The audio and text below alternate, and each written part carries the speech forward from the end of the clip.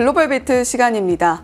간밤 뉴욕 증시는 호재와 악재가 좀 엇갈리는 모습들을 보여줬죠. 관세 불확실성이 이제 좀 해소되는가 싶었는데 백악관이 즉시 항소를 결정하면서 다시 한번 불확실성에 휩싸이게 됐습니다. 그런 가운데 10년물 국채금리 수익률은 7년물 입찰의 호조로 다소간의 안정세를 찾아가는 모습도 보여줬는데요. 미증시가 어느 쪽으로 또 방향을 잡게 될지 계속해서 주시해야 될 필요가 있어 보입니다. 어제 나온 엔비디아의 실적이 좋았는데 시장의 관심을 관세에서 AI로 완전히 옮기지는 못했습니다. 관세 관련해서 여러 가지 뉴스 있었는데요. 하나씩 정리해 보시죠. 3대 지수는 강보합권에 결국에는 마감을 지었습니다. 장 초반에 비해서 탄력도가 많이 둔화됐다라는 아쉬움이 있는데 이에 관세와 관련해서 여러 가지 해석들이 나왔기 때문입니다. 타임라인을 간략하게 정리를 해봤습니다. 일단 어제였죠. 미국 법원이 트럼프의 관세는 대통령의 권한을 남용한 것이다. 그러면서 관세를 무효화시켰습니다. 시장에서는 관세 철회되는 건가? 라면서 지수 선물에서부터 긍정적인 움직임이 나타났었는데 하지만 백악관이 이미 항소를 한 상태였고 그리고 트럼프 대통령이 어떻게든 결국 관세를 추진할 만한 다른 카드들을 가지고 있다. 이런 해석이 나오면서 장중에 지수의 탄력도가 점차적으로 둔화되는 모습이 나타났습니다. 그리고 나서 마감을 30분 앞두고 전해진 소식이죠. 항소심이 진행되는 동안은 관세가 유지될 거다라는 속보가 들려왔습니다. 그러니까 지금 입법부 대 행정부, 행정부 대 사법부 이런 대립관계가 진행되고 있고 소송이 끝날 때까지는 관세 관련한 불확실성이 지속될 수밖에 없는 상황이다 보니까 시장은 여기에 대한 우려감에 결국에는 상승분을 반납을 많이 한 겁니다. 자, 그리고 장중에 파월 의장과 트럼프 대통령이 첫 번째 회동을 가졌다. 백악관에서 두 사람이 만남을 가졌다는 소식이 있었는데요. 파월 의장은 앞으로도 정치적인 압력에 휘둘리지 않고 경제 지표를 보고 통화 정책을 결정하겠다. 이런 입장을 반복한 것으로 나타났습니다. 이후 백악관 측에서 입장 발표가 있었는데요. 영상으로 준비했습니다. 함께 보시죠. The meeting, that statement is correct. However, the president did say that he believes the Fed chair is making a mistake by not lowering interest rates, which is putting us at an economic disadvantage to China and other countries. And the president's been very vocal about that, both publicly and now I can reveal privately as well. 파월 의장과 트럼프 대통령 향후 두 사람의 마찰이 더 심화해질 수 있겠구나 이런 생각을 좀 해봐야겠고요.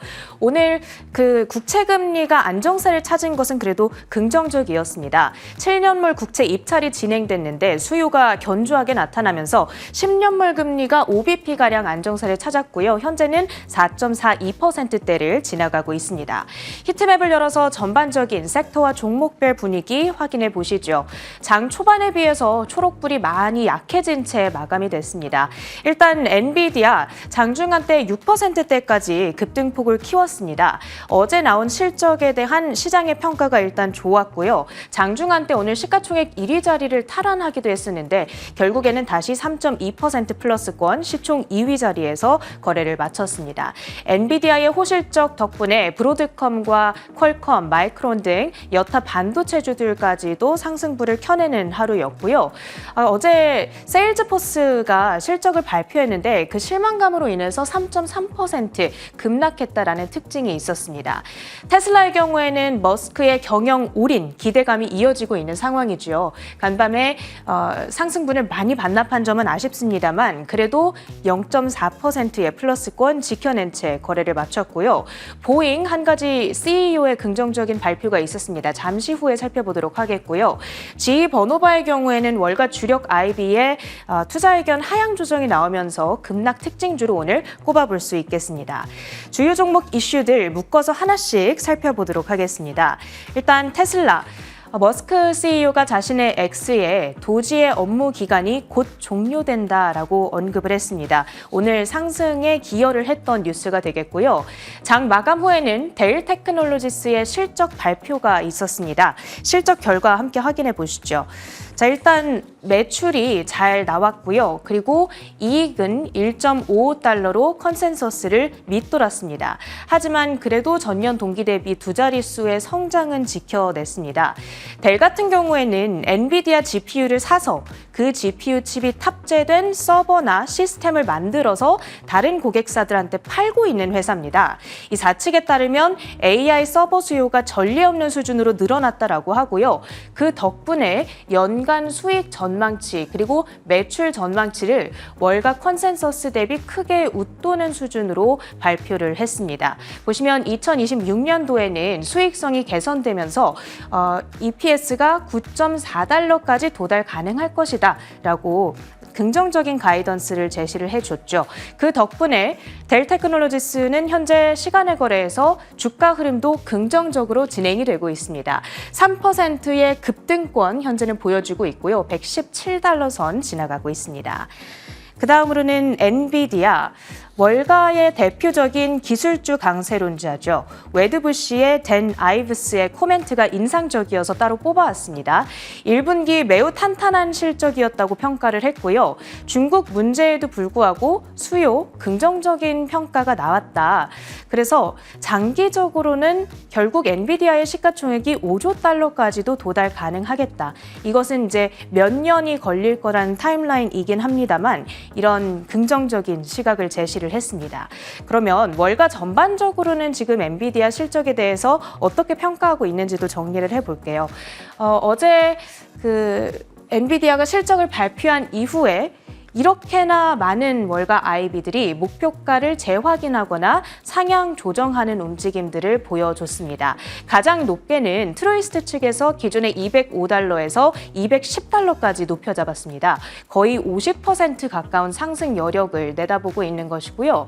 그 외에도 CT 측에서 150에서 180달러로 그리고 가장 낮은 목표 주가를 새롭게 제시한 리드엠 측에서도 160달러니까 지금보다 적어도 15%는 더 오를 수 있다는 것이 월가의 전체적인 의견이 되겠습니다.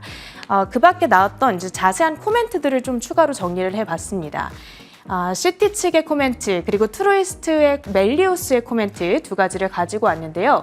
일단 멜리우스 측에서는 중국을 제외한 2분기 가이던스가 기대치를 20에서 30억 달러 상회했다.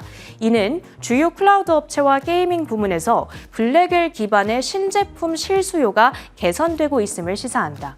그러니까 중국 없이도 실적 가이던스가 이렇게 좋다라는 것은 그만큼 지금 실질적인 수요가 올라오고 있음을 방증한다라는 이야기가 되겠고요. CT 측에서는 블랙웰 매출이 240억 달러로 가이던스 제시가 됐는데 우리 예상치가 200억 달러였으니까 더 잘 나왔다. 수익성 개선에 따라 70%대 중반 매출 총 이익률 전망이 확인됐는데 향후 마진 확대에 따라서 주가는 박스권을 돌파하고 새로운 52주 신고가를 돌파하겠다라고 얘기를 했죠. 지금 엔비디아 주가의 1년 동안의 차트를 가지고 왔습니다. 작년 중반부터 박스권 흐름을 이어가는 분위기였는데 CT 측에서는 이것이 조만간 돌파될 수 있을 거라는 낙관적인 뷰도 나오고 있는 상황이죠.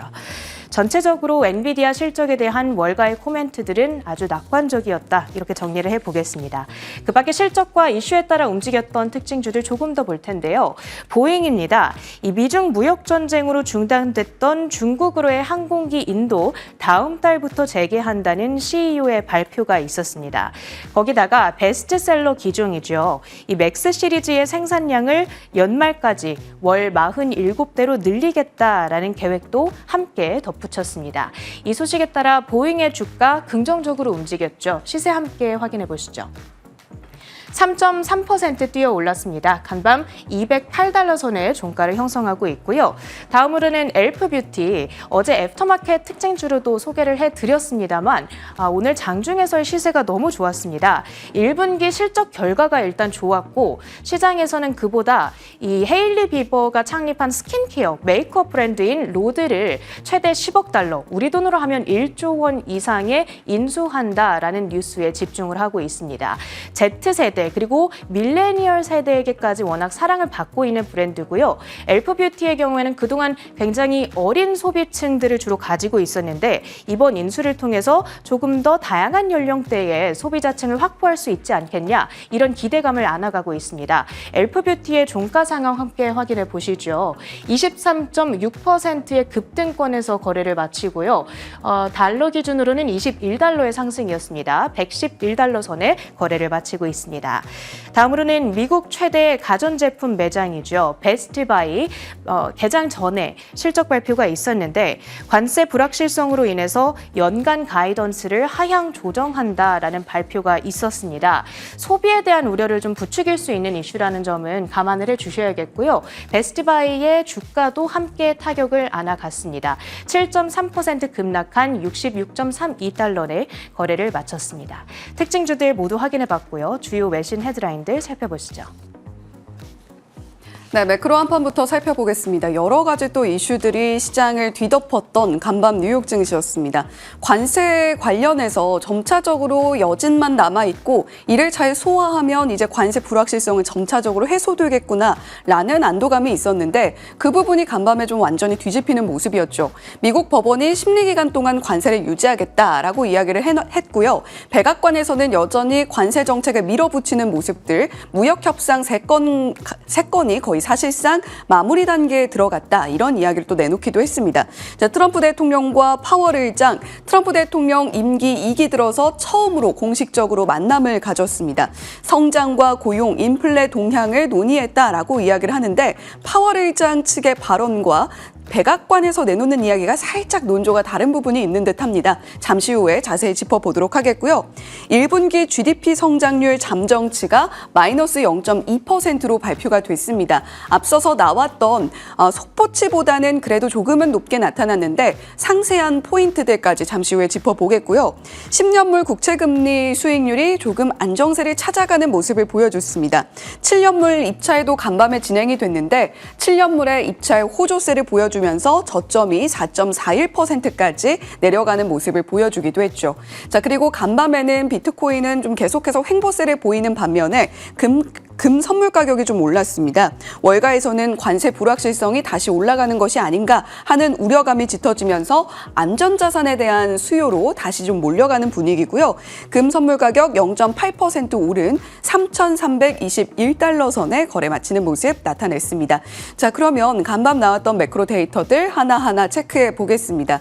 자, 지금 1분기 GDP 수정치가 발표가 된 거고요. 앞서서 속보치가 나왔고 어떻게 좀 변화와 추이가 있는지 좀 들여다보겠습니다. 수정치 마이너스 0.2%, 앞서서 나왔던 속보치의 경우에는 마이너스 0.3%였거든요. 0.1%포인트 오르게 좀 나타난 겁니다. 전반적으로 어쨌거나 0을 하회하고 있기 때문에 왜 위축 국면으로 나타났는가 두 가지 이유가 있습니다. 소비 지출이 둔화됐고요. 수입이 또 급증하면서 여러 가지 부분들이 버무려졌으나 결국에는 GDP 수정치도 마이너스권을 벗어나진 못했다. 이런 해석이 가능하겠습니다. 개인 소비 지출 속보치 1.8%였는데 수정치가 1.2%로 더 낮게 나타났죠. 순수출은 마이너스 4.8%에서 마이너스 4.9%로 조금 더 안 좋은 숫자를 받아들었고요. 순수입은 41.3%, 그런데 수정치는 42.6%로 더 높게 나타나면서 무역 수지 면에서 더욱더 큰 불균형이 포착이 됐습니다. 기업 설비 투자는 9.8%, 수정치가 10.3%로 조금 더 높게 나타나는 모습을 보여줬는데요. 관세 불확실성으로 인한 여러 가지 변수들이 5월부터 본격적으로 반영될 것이다라는 이야기가 월가에서 많이 나왔었습니다. 5월 이후의 흐름을 계속해서 좀 지켜보실 필요가 있겠고요. 다음 장 이어서 살펴보겠습니다. 실업보험 청구 건수 매주 목요일 발표가 되고 있죠. 신규 실업보험 청구 건수와 연속 실업보험 청구 건수 그 추이를 좀 지켜보실 필요가 있겠는데 지난주에는 다소간의 안정세를 찾아가는 모습을 이어가는 듯 했으나 이번 주에는 예상치와 전월치를 모두 상회하는 신규 실업보험 청구 건수 받아들었습니다. 24만 건으로 나타났고요.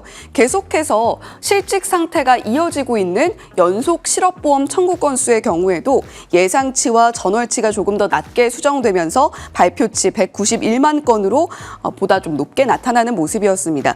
결론적으로는 신규 실업보험 청구 건수와 연속 실업보험 청구 건수의 데이터를 합산했을 때 고용시장이 점진적인 둔화세를 보이고 있는 것은 분명해 보입니다.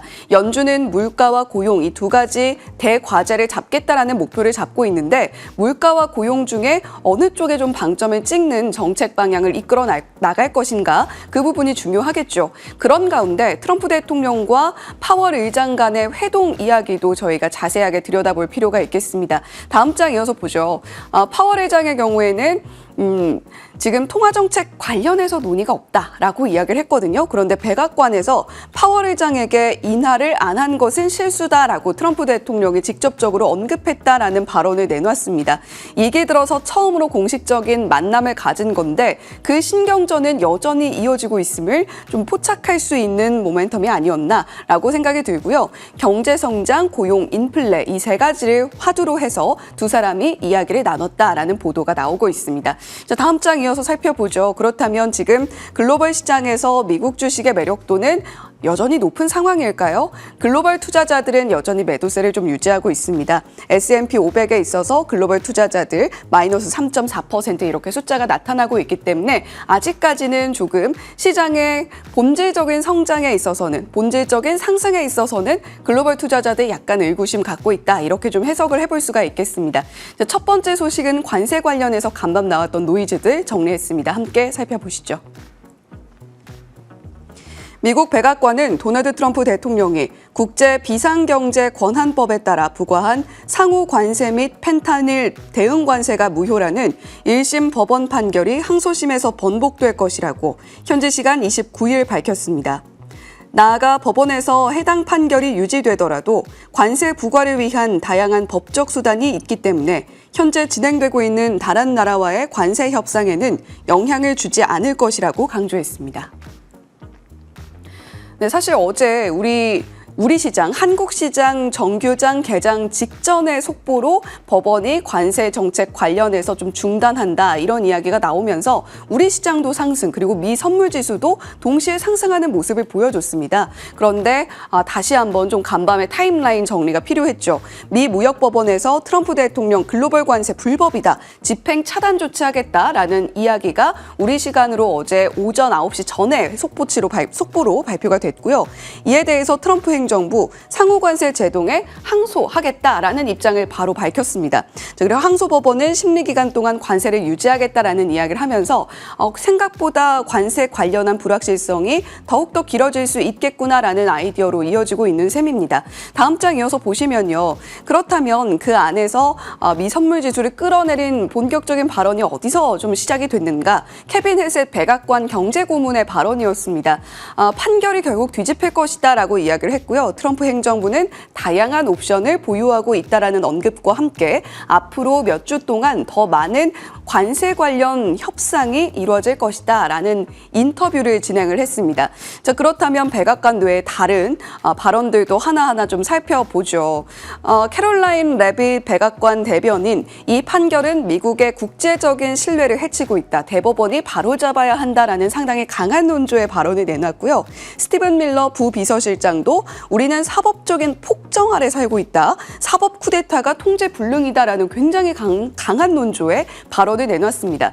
결론적으로는 대법원 최종 판결까지 가야 상황이 종결될 것으로 보이고요. 월가에서는 관세 불확실성이 더욱 커진 셈이다라고 정리를 하고 있습니다. 그럼 이 안에서 우리는 어느 쪽으로 좀 시선을 돌려서 투자 아이디어를 찾아보면 좋을까요? 다음 장 이어서 살펴보시죠.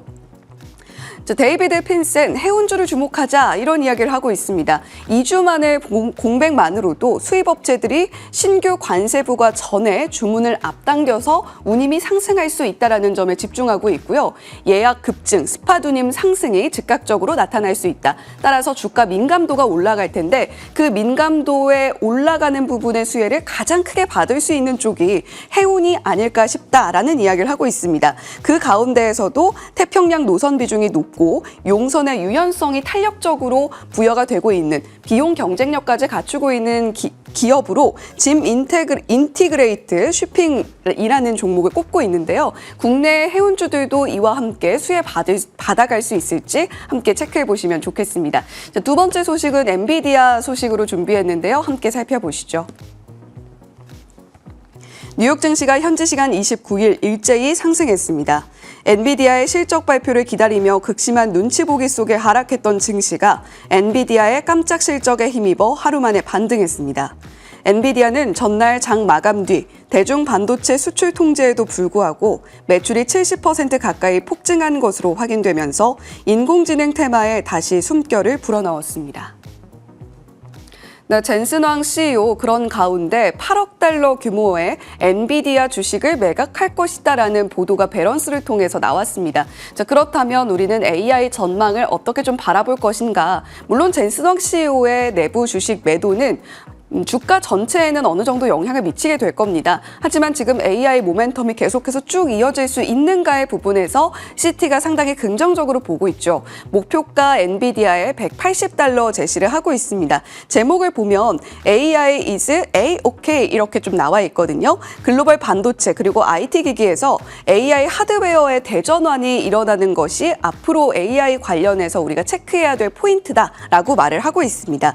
이 퍼스널 AI 서버 의 시대가 개막이 될 것이고 AI 모델이 점차적으로 더 경량화가 됨에 따라서 휴대용 엣지 AI 디바이스 변화까지도 가속화될 것이다라는 이야기를 함께 전하고 있는데요. 시티뿐만이 아니라 엔비디아에 대한 목표가 200달러 이상도 나올 정도로 엔비디아 실적 발표 이후에 우려감을 잘 씻어냈고 앞으로의 성장성까지 반증했다 이런 평가들 나오고 있습니다. 자, 다음 장 이어서 살펴보시면요. 지금 블랙웰의 성장세에 대해서 집중을 하고 있는데요.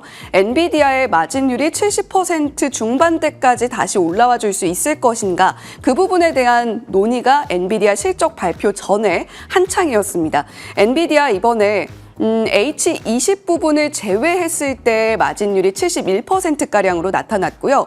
이 부분을 합산했을 때는 60% 초반까지 내려갔습니다. 지금 물론 중국에 대한 다른 수출용 칩을 엔비디아가 출시할 것이다. 이런 이야기를 나오고 있고요. 그와 함께 중동 모멘텀 여러 가지 지역의 양자 컴퓨터 관련한 시설들, 인프라들 계속해서 구축해 나갈 것이다. 뿐만 아니라 엔비디아 로보틱스, 헬스케어 전방위적으로 계속해서 다음 먹거리를 찾는 노력을 게을리하지 않고 있습니다.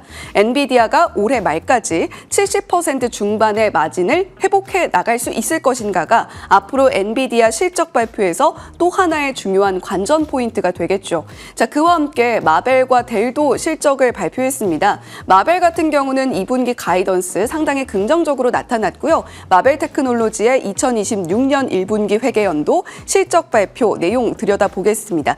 자, 매출이 컨센서스보다 잘 나와줬죠. 컨센서스가 18억 8천만 달러 가량이었는데 발표치 19억 달러로 나오면서 전년 동기 대비 63%의 성장세를 나타냈습니다. 주당 순이익도 거의 비트이긴 합니다만 발표치가 소폭 높게 나타났고요. 데이터 센터 76%의 성장세, 그리고 캐리어 인프라도 93%의 전년 동기 대비 성장세를 보여줬습니다. 무엇보다 2026년 가이던스가 긍정적으로 나왔다라는 점, AI 모멘텀 엔비디아가 불을 지폈다면 그를 이어나갈 수 있을 것인가 포인트로 짚어보시면 좋겠고요. 델 역시도 실적이 잘 나와줬습니다. 2026년 1분기 실적 발표 내용이고요. 발표치와 주당 순이익 들여다보면 어느 정도 그래도 시장의 예상치를 비트하는 모습, 다만 주당 순이익의 경우에는 컨센서스보다 조금 낮게 나타났다라는 점 참고해 보시면 좋겠습니다. 글로벌 비트 전해드렸습니다.